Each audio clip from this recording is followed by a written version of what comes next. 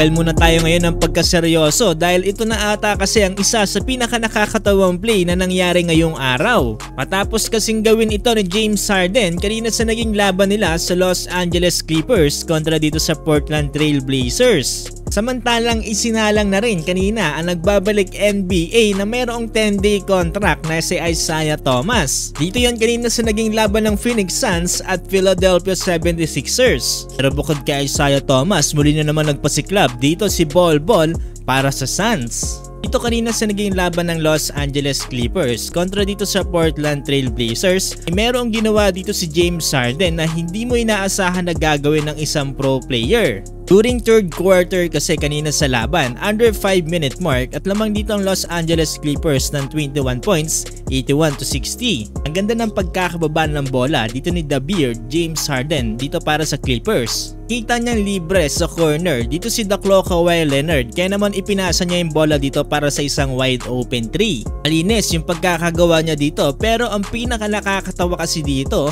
sinubukan niyang i-block ang tira dito ni Kawhi Leonard. Dahilan para magmintes pa ang tira dito ni Kawhi. Papalakpak na nga lang dyan si Kawhi Leonard at napapahawak na lang sa ulo ang mga bench players dito ng Clippers. Nagtataka nga rin sila kung bakit ba ginawa yun dito ng James Harden. For sure, mapapasama to sa Shaq na full.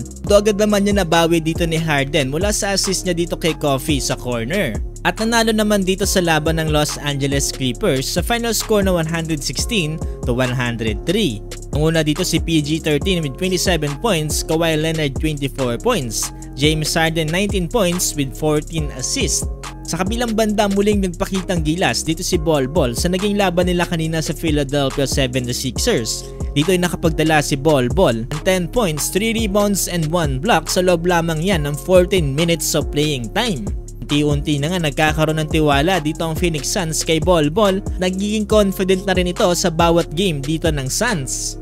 50% shooting din pala dito si Bol Bol sa naging laban nila dito sa 3-point line. Sa kabilang banda isinalang na rin kanina ang nagbabalik NBA na si Isaiah Thomas dito sa 4th quarter ng laban. Karoon nga ng standing ovation dito sa pagbabalik NBA ni Isaiah Thomas. Matatandaan na nakapaglaro na si Isaiah Thomas para sa Phoenix Suns nitong 2014-2015 NBA season. Ngayon kasi ay naghahanap ang Phoenix Suns na mayroong scoring punch off the bench para makatulong sa kanila dito sa paparating na NBA playoffs. Kaya naman sa ngayon ay nag-e-eksperimento sila sa mga players na maaari maging fit dito para sa posisyon na to.